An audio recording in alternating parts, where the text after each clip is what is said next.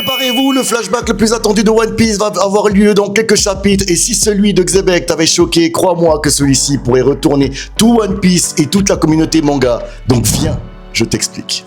Tu t'es jamais posé la question pourquoi Eiichiro Oda a réellement intégré Ratatosk, un écureuil qui parle? Sûrement pas pour voler la vedette à Tony Shoppers et devenir l'animal le plus mignon de One Piece.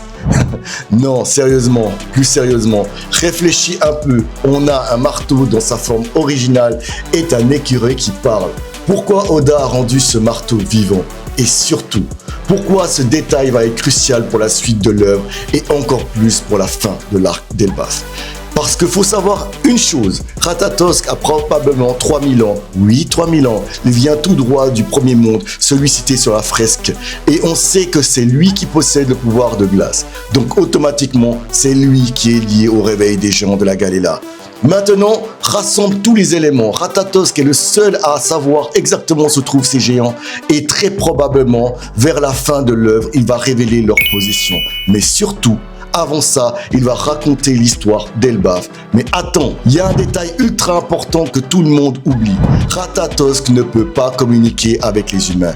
Oui, t'as bien entendu, ils ne parlent pas leur langage. Et c'est là que tout devient intéressant.